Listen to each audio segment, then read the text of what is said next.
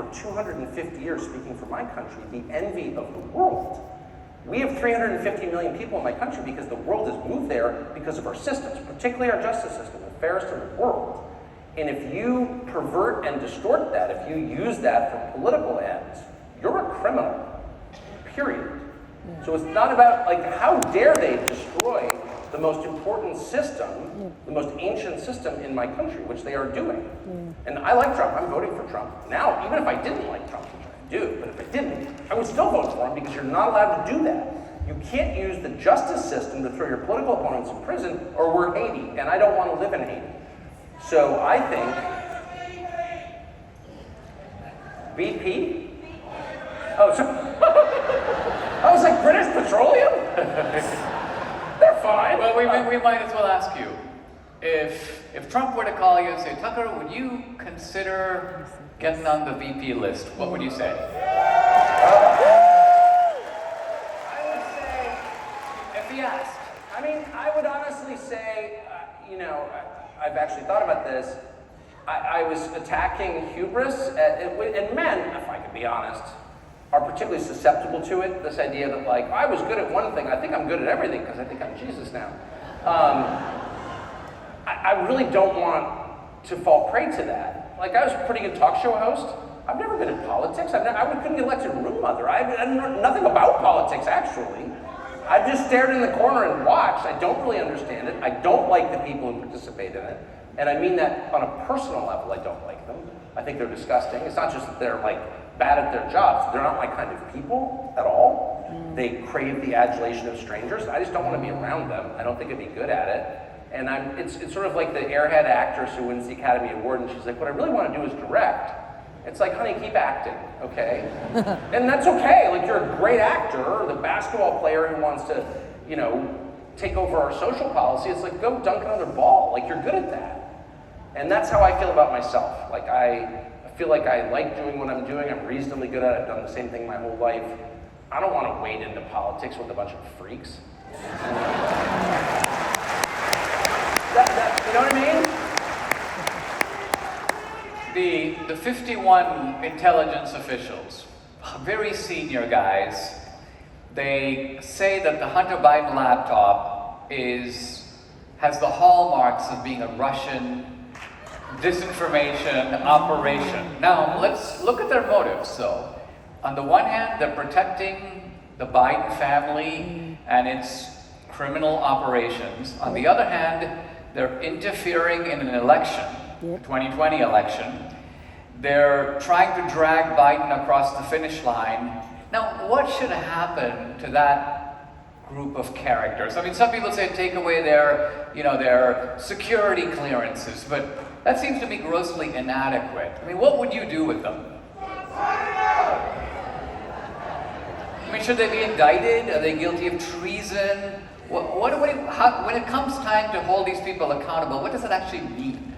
Almost everyone, I think, of those 51 has a job that is basically parasitical in the federal government. They're all rich because they have security clearances, because they're getting information that I, as a taxpayer and citizen, am not allowed to see. They're liars, they're people of low character, they interfered in a presidential election, they subverted an election, they cheated. And so the very first thing I would do is strip them of their current livelihoods and let them hang drywall for a living. I mean, you could do that with one presidential order, period. Take it away. You can't, by the way, you can't have the jobs they have without a security clearance. So it's not a symbolic thing, it's ending the gravy train. And in fact, I would get rid of most security clearances.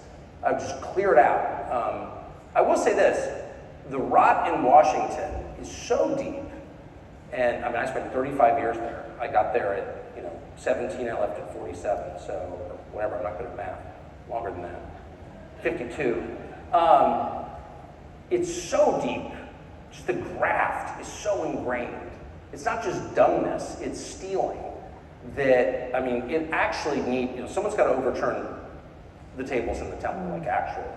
And that person will be risking his life doing that. Yeah. You know what I mean? We have precedent for that. The intel agencies murdered John F. Kennedy, in fact. And so we know that they're serious. Why wouldn't they be? Control of the world? People risk their lives to rob liquor stores. You know what I mean? Let's say you're running the world, what wouldn't you do? But somebody needs to do that. Like actually, someone who's not afraid to die needs to take over and say, I'm sorry, we're going to run this as a legitimate democratic government. And you're impediments to that. And people who commit crimes are going to go to jail. Not just political crimes, but actual crimes. Crimes against the United States, and that was one. Tucker, what do you...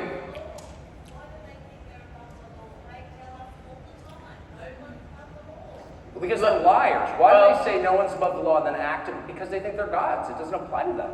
It doesn't even, their hypocrisy is actually a power move. It's a dominance move. Like, so the rest of us are so literal and decent. We're like, wait, I caught you being a hypocrite. Isn't that the worst thing? Wasn't Jesus maddest at the hypocrites? Yes, he was. So being a hypocrite is the worst thing. They don't care, actually. What they're saying is, I'm the feudal lord, you're the serf, I get to sleep with your wife, there's nothing you can do about it. What are you going to do? I mean, they're displaying the hierarchy when they do that. They're doing it on purpose. When they lock you down in your home and don't get to see your dying parents, and then go out to dinner, and then they know you're watching them go out to dinner, they don't care. Because they're establishing the order. Tucker, let me run a theory by you on this exact topic. I think that the reason that they're doing all this and that they're so confident and they're so aggressive and they have so much chutzpah is they think that we, meaning we, are the party of the namby-pambies.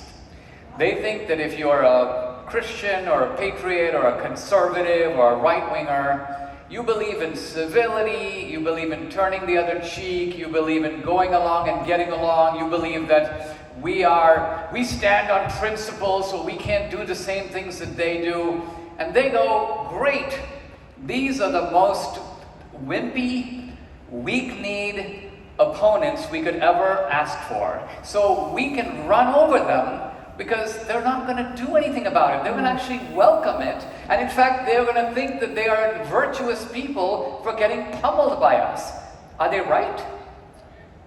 Yeah, they have been, right? Unfortunately, the amount of cowardice among people I agree with and love is very discouraging. But I think that people misunderstand what it takes to make change.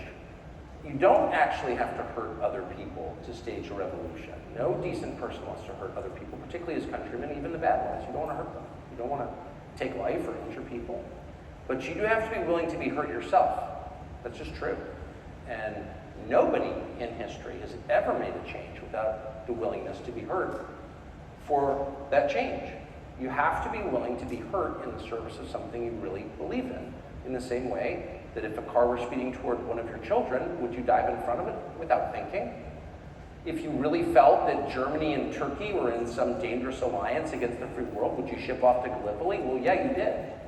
So people have, a long track record of laying down their lives in the service of something larger than themselves. And that's exactly right. And I think one of the reasons people haven't is because they've been deluded into thinking the stakes aren't high. And that the people in charge are just wrong. And if they only knew, if Tony Fauci only knew that the vax wasn't safe and effective, if he only knew it was made in a lab in Wuhan, it didn't come from a pangolin in a wet market, he might change. Well, exactly. And then you learn, well, not only did he know, he did it. They're not going to change when you confront them with their misdeeds. They will only change when you say, no mas.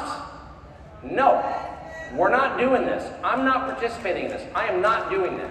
You're coming to my house, I can't visit my dying relatives in the hospital because of COVID, which you created. I'm visiting them. We're going to arrest you. Go ahead, bitch. Go ahead. I'm serious right now. Go ahead. I mean, how many people, if people actually took that posture, no, my dad's dying in the hospital, and I'm going to see him because dying alone is the worst thing you can do to somebody. That's the most unnatural thing you could ever do to somebody. And to do it to somebody who hasn't done anything wrong, who's just old, is evil. And I'm not participating in that, and I'm going to the hospital. You're going to arrest me. Oh, I'm so afraid.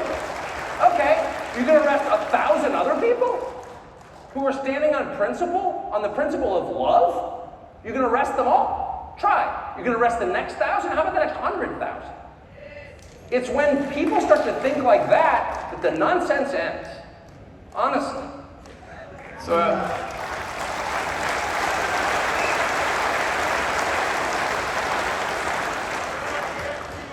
Tucker, I think what you're calling for is a shift of psychology Yes. on our side. Yes. Because we're not accustomed to civil disobedience. We see that's what those guys did in the 1960s.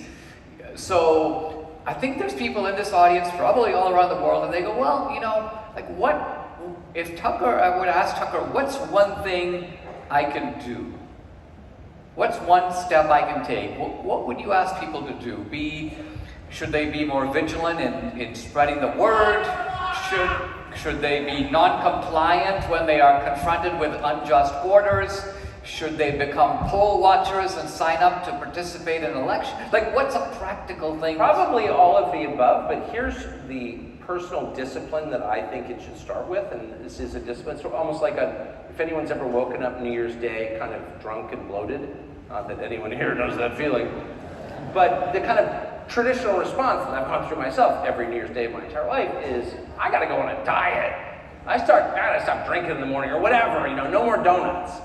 And you decide, like, I'm gonna cut out something in my life. I'm gonna get in a discipline that lasts like a month, and then you go back to donuts and vodka, but whatever. The point is you make a change. The change that I think is required is a total commitment to personal honesty. And it's an amazing thing to think about. Like, someone said the FBI, what do you do with the FBI? Well, that's on the list of things you have to fix. CIA too, all of it, this edifice after edifice of evil. But it only begins when you are strong. You can only fight forces that powerful when you are strong. And the way to get strong is by telling the truth in everything. And I mean, doesn't mean you have to say everything you think. There's no requirement to do that. You shouldn't always say everything you think. But you should never lie. Every word that emerges from your mouth must be true, period. And you will find if you set about deciding to do that, adopt that discipline, you will learn two things. One, you lie a lot more than you think you do. A lot more. This happened to me. I'm an honest guy. No, I'm not. Like, everything is shaded to my advantage. And not just in fishing, but like everything. You're always BSing people about how great you are. No, I'm gonna tell the truth about everything, period. I will not lie. The first thing you learn is pretty hard. Second thing you learn, after a few days, you become much stronger inside. This weird, I would say supernatural, but maybe you don't believe that, doesn't matter. This weird power enters you, where you suddenly realize, like, if you're not lying, you've got nothing to hide. And when you've got nothing to hide, you can't be controlled. You are strong. And you can feel that on people. People who tell the truth have a vibe that comes off them. It doesn't have to do with their upper body strength or their abs. It has to do with their spirit. And no one wants to mess with a person like that. A person like that is really strong. It could be a little old lady. It could be Mother Teresa. You're not going to, that's you. That's right. Actually, there are a lot of ladies like this. They're just not going to lie. And whoa, people kind of stay out of their way. And a nation of people, or 10% of a nation of people, who have that inner strength are a fearsome adversary against the tyranny that's being imposed on you. So that's the very first thing I would do. And I swear, if 10% of any country has decided, I'm going to stop lying, I'm going to tell the truth all the time, you cannot make me lie, I will die before I lie, and I really mean it, just verbally, I'm not going to lie. I'm not going to write he, him. I'm not going to take your stupid facts and pretend other people should take it. I'm not going to repeat your dumb slogans. Ever. None of them. Diversity is our strength. Okay, no, I'm not doing that. If 10% of the population did that, they'd tumble, they'd fall. They can't withstand that. That's true. Ladies and gentlemen, Mr. Tucker Carlson.